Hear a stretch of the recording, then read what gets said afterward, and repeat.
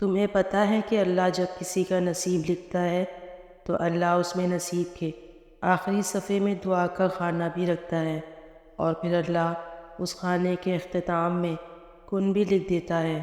ہم سوچتے ہیں کہ اللہ نے وہی دینا ہے جو وہ چاہتا ہے، حالانکہ اللہ نے طے کر رکھا ہوتا ہے کہ میں دوں گا وہی جو میرا بندہ چاہے گا۔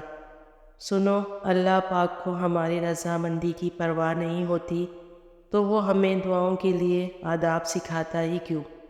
اگر ہاتھوں کی لکیریں نہیں بدل سکتی تو اللہ پاک ہمیں معجزات کا یقین دیتا ہی کیوں؟ جو دعاؤں کا خالی خانہ ہے نا، اسے ہم نے خود ہی بھرنا ہے، ہماری طرف نے بھرنا ہے، ہمارے مانگنے نے بھرنا ہے۔ اب یہ سب کچھ ہم پر ڈیپینڈ کرتا ہے کہ ہم کتنی شدت سے کس طرح مانگتے ہیں اور وہ خانہ بھرتے ہیں۔ اللہ تو ہم سے 70 ماؤں سے بھی زیادہ پیار کرتا ہے۔ اللہ ہم سے بے انتہا محبت کرتا ہے۔ اللہ 70 ماؤں جتنا پیار جسٹ ایک گنتی میں لکھ دیتا ہے۔ اللہ کی محبت کوئی حد مقرر نہیں ہے۔ پلٹ آؤ، عن قریب اسی کی طرف لوٹنا ہے۔ جھک جاؤ اس قادر کے سامنے۔ اللہ پاک ہمیں اتنی طاقت فرمائے کہ ہم صحیح اور غلط کی پہچان کر سکیں۔ اللہ پاک ہمیں اپنے حبیب کے صدقے ہمیں معاف فرمائے، آمین۔